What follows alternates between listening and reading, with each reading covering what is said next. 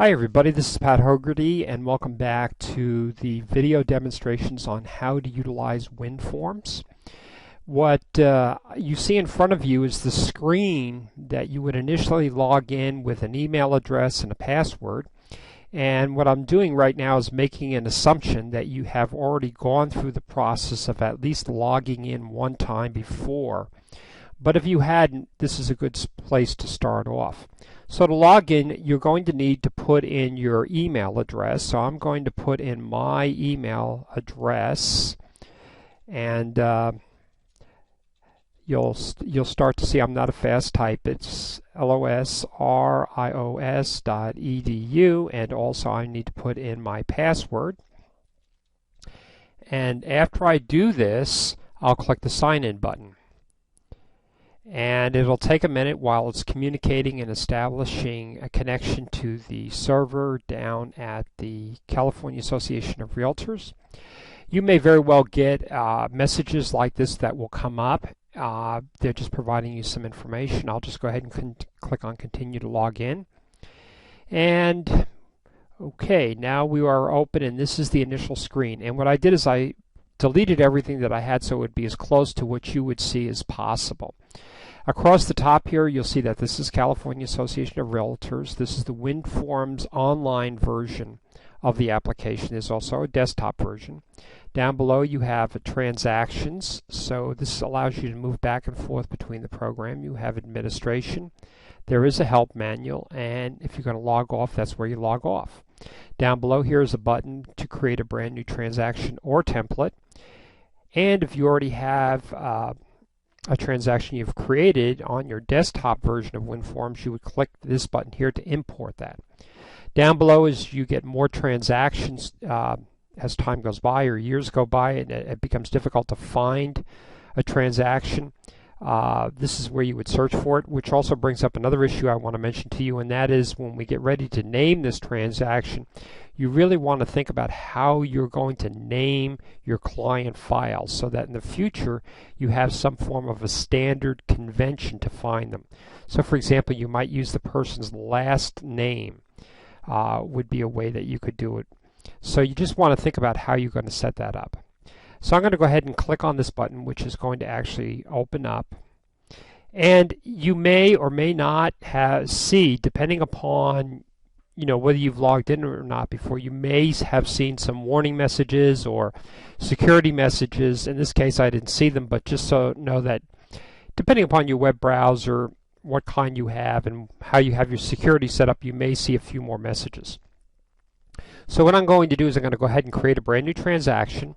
The naming convention I'm going to use, I'm going to just name it my last name. So I'll just type that in. Below here it says what kind of a transaction is this. I'm selecting an active transaction. It could be inactive or it could be an agent template. It asks here what kind or transaction type is it. It could be a lease, a listing agreement, or a purchase agreement. I'm going to be listing the house for sale. I'm going to choose listing.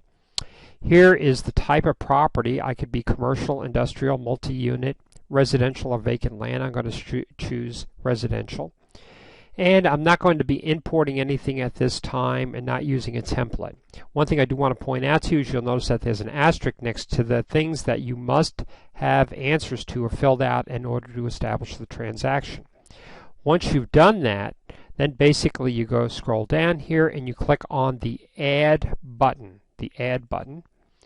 And again, it'll go out to the server at the association. Again, we see some security messages. It's just telling us that Internet Explorer is attempting to restrict us from doing this.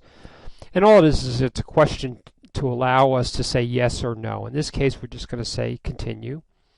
And we'll see another one that just says that the website wants to open up content using the program on your computer. That happens to be the WinForms Reader application you had to download in order to use the program. So that's all that is about.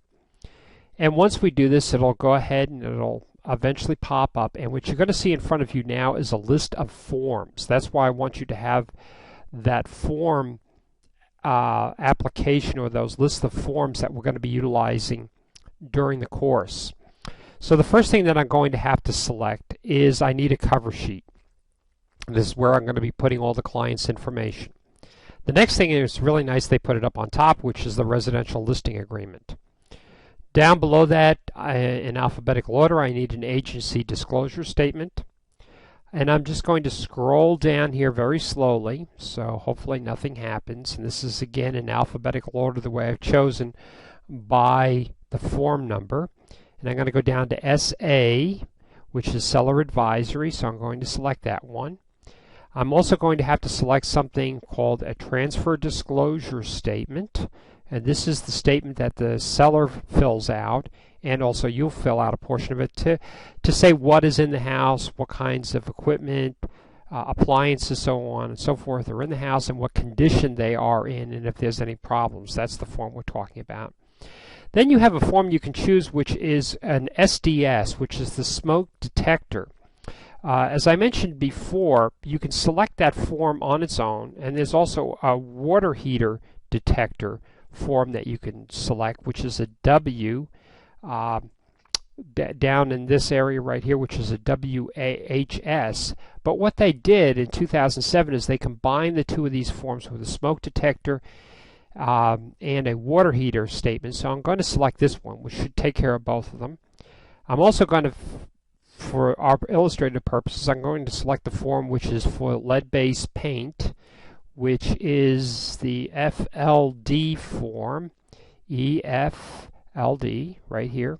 And finally, the ESP, which is the estimated seller's proceeds. Now, the FLD form is the form that if the house is older than, I believe, in the mid-70s, you have to fill this form out to disclose to the clients that they have, that the house has, if it has lead-based paint. The reason why is because it really affects children. If they ingest the lead-based paint, it can cause mental problems, and that's another reason why, for example, you'll hear about in China when they painted some of the toys for children, when they put lead in it, the companies in China had to take them back because it's found to cause mental disorders in children. So that's what we're really trying to do here. And then finally we have an estimated seller's proceeds form, which is right here. Now this form is the one that's really going to be telling the seller how much money they're going to net after they sell the home.